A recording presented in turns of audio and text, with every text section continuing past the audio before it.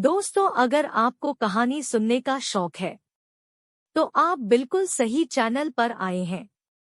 ये कहानी है जंगल का शैतान के बारे में। यहाँ से शुरू होती है हमारी कहानी, जंगल का शैतान। यह डरावनी कहानी एक ऐसी शहरी लड़की के बारे में है जो शहर से दूर एक गांव में अपने छोटे घर में समय बिताती है, जहां उसका सामना एक भयानक चीज से हो जाता है। मेरा नाम मेघना है और मैं 26 साल की हूँ। मैं शहर में एक ऑफिस में काम करती हूँ। छुट्टियों में मुझे शहर की भीड़-भाड़ से दूर किसी गांव में समय बिताना बहुत पसंद है। एक छोटे से गांव में मेरा घर एक छोटी झोपड़ी है जो कि जंगल के बिल्कुल किनारे पर बसा हुआ है। पर एक हादसे के बाद मैंने उस गांव में जाना छोड़ दिया। मैं काम से बहुत थक गई थी। मुझे आराम की सख्त जरूरत थी, इसलिए मैंने शहर से बाहर जाने की सोची। मैं अपने घर गई, अपना सामान पैक किया और अपनी कार से गांव की तरफ निकल गई। जब मैं गांव पहुंची तब शाम हो चुकी थी और मैं लॉन्ग ड्राइव की वजह से काफी थक गई थी। मैं सीधे बिस्तर पर गई और सो गई। आधी रात को मेरे कार के अलार्म के बजने के कारण मेरी नींद खुली। मैंने खिड़की से बाहर की ओर देखा, पर वहां कोई भी नहीं दिख रहा था। मैंने अपनी कार की चाबी ढूंढी और अलार्म को बंद किया। जब वह तेज अलार्म बंद हुआ तो मैं फिर से बेड पर लेट गई और सोने की कोशिश करने लगी। थोड़ी देर बाद फिर से अलार्म बजने लगा। मैंने सोते हुए अलार्म को बंद कर दिया। सब कुछ एकदम शांत था। चारों तरफ खामोशी थी। कुछ 5 मिनट बाद अलार्म तीसरी बार बजा। 1 या 2 बार तो फिर भी चलता है, पर बार बार अब मैं जानना चाहती थी कि क्या हो रहा है।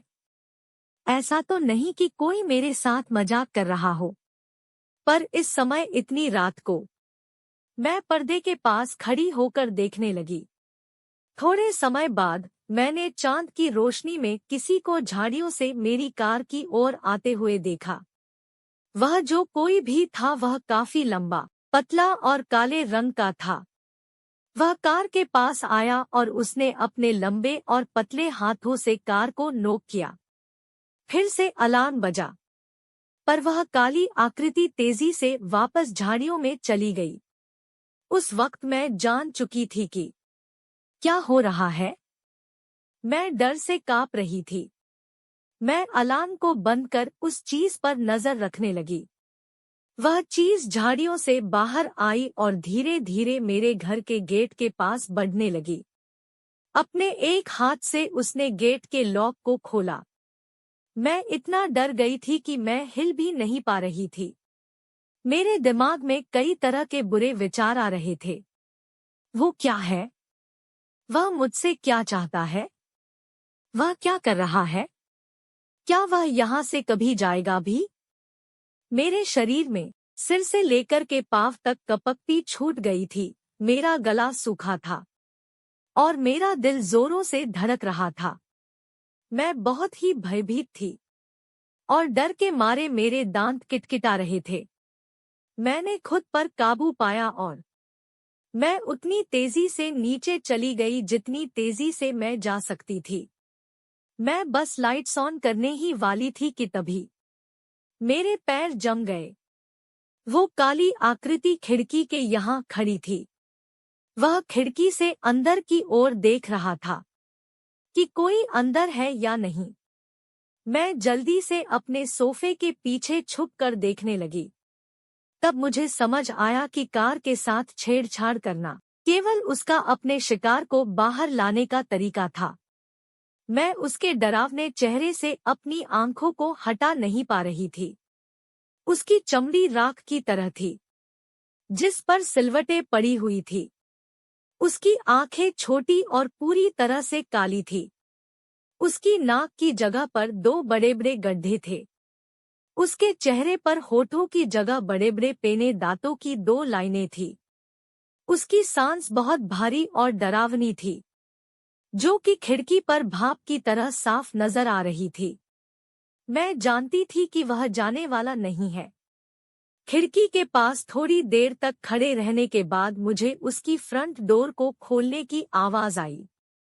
मैंने देखा कि वह दरवाजे के हैंडल को खोलने की कोशिश कर रहा था और उसके बाद उस जानवर ने एक तेज आवाज निकाली। वह आवाज किसी इंसान की तो नहीं हो सकती थी। वह आवाज ऐसी थी कि मानो कोई पागल कुत्ता हड्डी को चबा रहा हो। गहरी तथा भयंकर जानवर के गुर्राने की आवाज थी उसकी। मैं जानती थी कि यदि इसने मुझे देख लिया तो यह कुछ भी कर अंदर आ जाएगा। मैंने अपने आप को सोफे के पीछे छिपाया। मैं सोफे की परछाइयों में छिपना चाहती थी और बिल्कुल भी आवाज नहीं करना चाहती थी।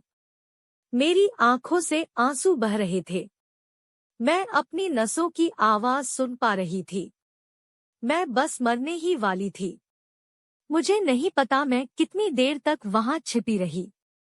जब मैं उठी तो मैंने दरवाजे की तरफ देखा। वह जानवर जा चुका था।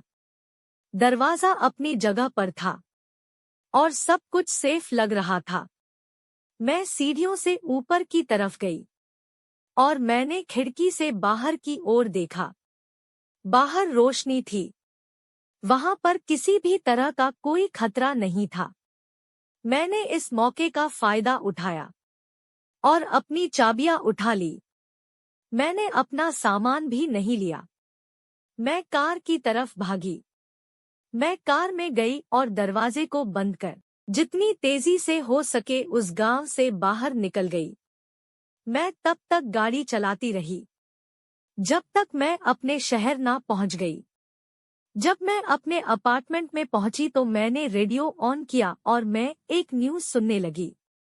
अनाउंसर ने कहा कि गांव से 2 लड़कियों की लाशें मिल गई है। उनका शरीर बुरी तरह से कटा फटा पड़ा हुआ दलदल में पड़ा था। मुझे मालूम है कि वो जानवर जो चाहता था वह उसे मिल गया।